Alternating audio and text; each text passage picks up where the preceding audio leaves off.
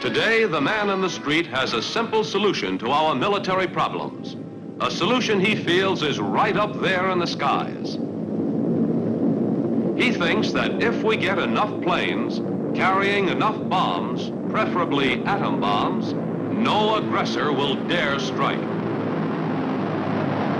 He believes that long-range heavy bombers for launching paralyzing attacks against enemy industry, plus interceptor and fighter planes for our own defense, is complete air power. And so the man on the street is depending largely on what the military dictionary terms strategic air power. But to the men planning and creating America's air strength, the man on the street is only half right. Our best military minds know that strategic and defensive air power are not enough to take and hold aggressor territory. We require tactical air power, the kind that works hand in hand with the Army and Navy. Since, in the final analysis, this is the only way to win a war, a great part of the United States Air Force is devoted to tactical air power. Historic Langley Field, Virginia, cradle of the air age, has been given the mission of serving as headquarters for the Tactical Air Command. Here, in joint planning conferences with the Army and Navy, are worked out in detail the principles and techniques of tactical air power. Principles and techniques adding up to 5 distinct types of air combat missions. Achieving air superiority,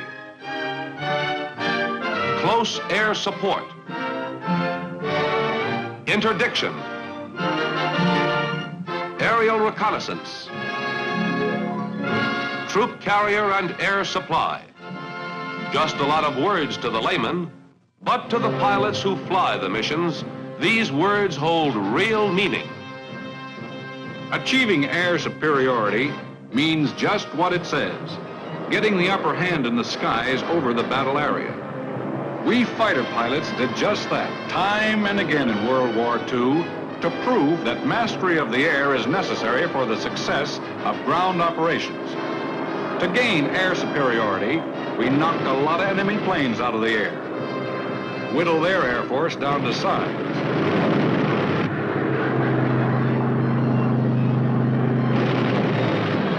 Whenever possible, we flattened them in their own backyards.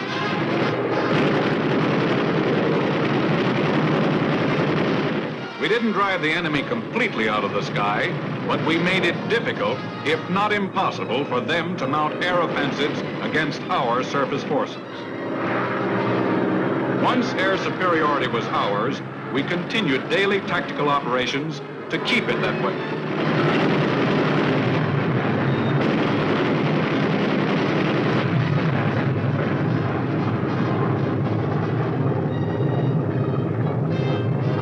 While we worked the air over, the reconnaissance planes were busy too, but aiming cameras instead of guns. Out in the Pacific, we recon pilots were always glad to sit down on the landing strip because we carried no guns. Our only protection was speed. We went in fast and came out fast with mighty important information. It was our business to fly deep behind enemy lines to find their weak points as well as their strong points, and record it all on film. The exposed negatives we brought back were rushed to laboratories for development, to become Exhibit A for ground, naval, and air forces in planning future campaigns. Yes, we got the pictures, the kind that had a lot to do with our victories in World War II. Pictures showing troop concentrations, fortifications, roads and bridges, rail centers, warehouses, and other key installations. On the basis of our reconnaissance, the crews of the tactical bombers went out to plaster the targets spotted for them.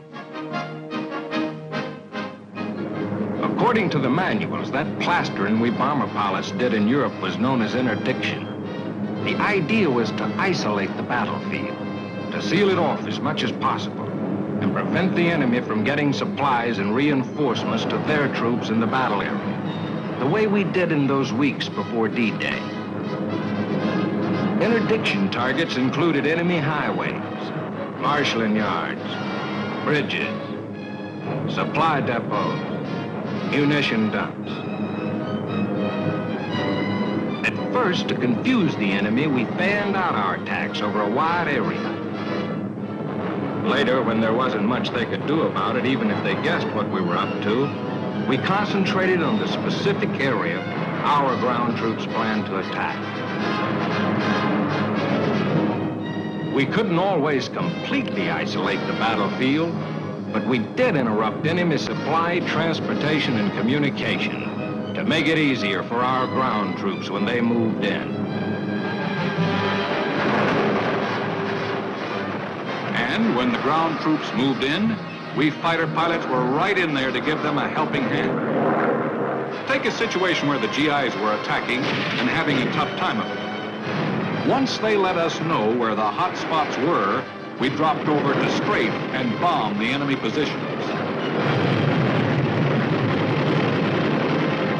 We couldn't make it a pushover, but we did make it possible to annex enemy territory faster and with fewer losses.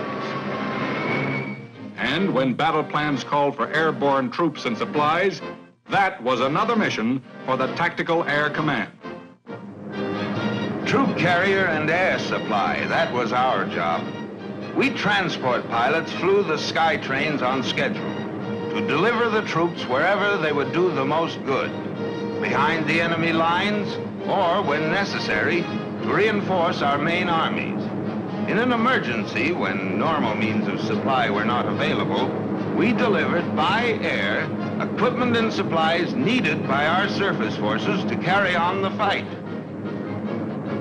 Yes, as World War II proved, the goal of tactical air is to help our surface forces fight and win.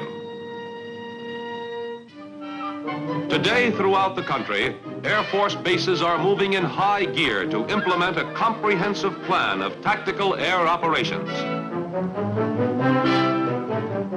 A vast organization is at work, speeding the development of essential materiel, trained manpower, and advanced techniques in an effort involving hundreds of specialized skills. The design of better airplanes is being fostered by the men who actually use them. And behind the men who fly the planes is a corps of technicians who attend to the thousands of jobs that go to make up the tactical air machine. In every phase, realistic thinking and planning is evident. The constant aim is for higher efficiency. Efficiency typified by the use of radar devices, which make it possible to guide our planes day or night in any kind of weather. In anticipation of tomorrow's troop carrier requirements, new and faster air transport is being developed. Take the famous packet. We transport pilots call it the flying boxcar. Looks like one and carries almost as big a load. But even the packet is a baby compared with the mammoth Globemaster. In its 10,000 cubic feet of cargo space, you can load 25 tons of military vehicles, mobile field guns, or tanks. As a troop carrier, the Globemaster will accommodate 200 troops and their field equipment. This must be what General Forrest had in mind when he said, "Get there firstest with the mostest." Photo reconnaissance planes, fitted with high-powered cameras and radar, are going aloft daily to work out recon problems under simulated battle conditions. Born of the latest aeronautical technology, the new RF-80s can travel at near sonic speeds. This new speed, coupled with the ability to fly at high altitudes, forms an unbeatable combination. One that can live in the air, carry out vital intelligence missions, and survive. The aim is to obtain more and better information. information that can be of use to surface and air forces. For example, reconnaissance information given to a tactical bomber group becomes the basis for planning a mission of interdiction. The method for isolating the battle area is worked out in minute detail. The means for translating method into action are the pilots and crews who man the all-purpose bombers. Typical of the new aircraft being created for tactical bombing is the B-45 Tornado. 4 jet engines. They deliver all the power we need to lift a big bomb load and get to the target in a hurry. Of course, the bombs we have now pack a much bigger wallop. And the size of the bomb load still surprises some of the old-timers.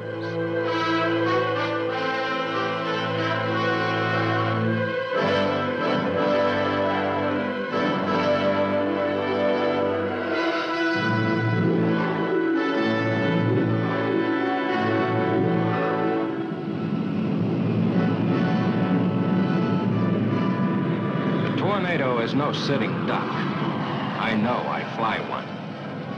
It's not only fast and maneuverable, but carries enough guns and armament to give a good account of itself in any combat mission, flying, strafing, or bombing.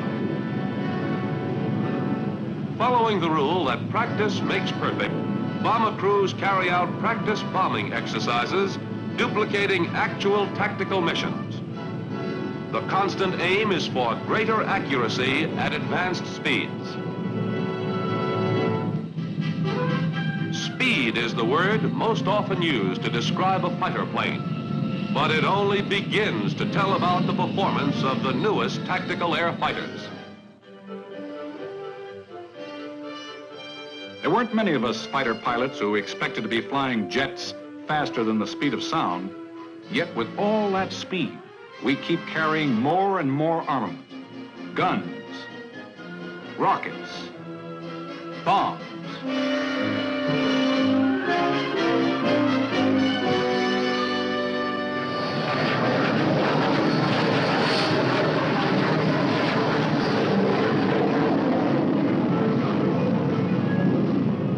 Now take the F-84 Thunderjet. Frankly, its smoothness and stability in flight was a big surprise, even to an old hand like me. You get the feeling you're on a stationary platform when you aim guns, rockets, or bombs. It's like shooting ducks from your own front porch.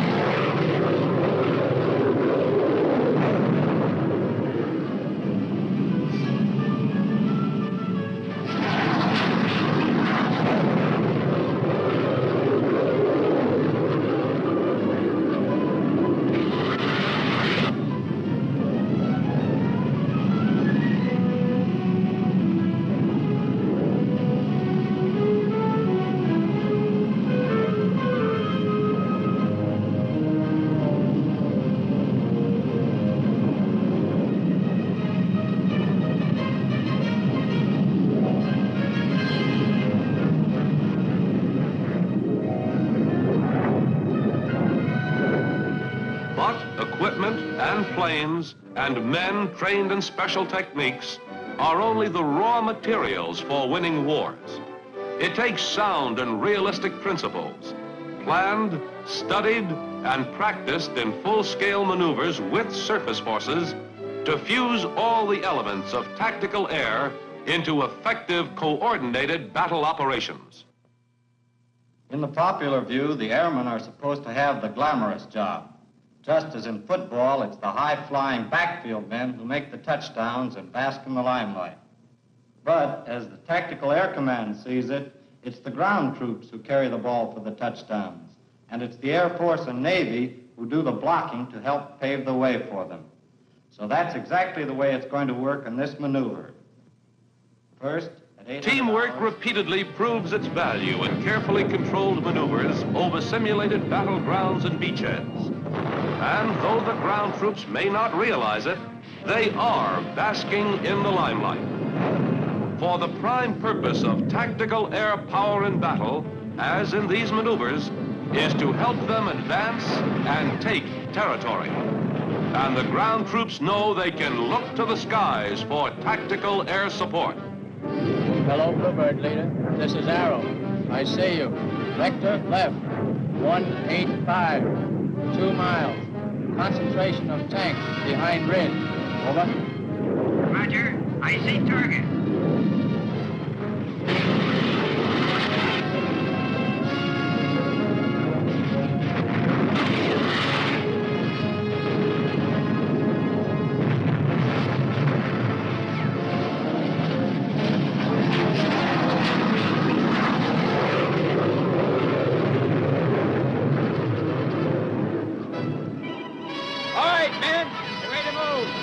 Ready to move ahead, ready to take more aggressive territory thanks to air-ground teamwork.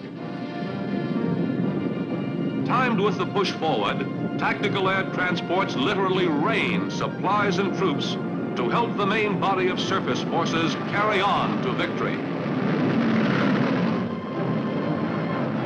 Yes, the evidence of our nation's air power is there in the skies for all to see. But to understand its true strength, the man in the street must look to the skies for more than a big show of heavy bombers designed for long-range strategic attacks, and for more than interceptor and fighter planes to defend our shores. Let the man in the street take a page from the book of our military leaders. Let him look for the bombers and fighters, reconnaissance planes and transports of tactical air power. For upon the combination of strategic, defensive, and tactical air power rests the security of our nation.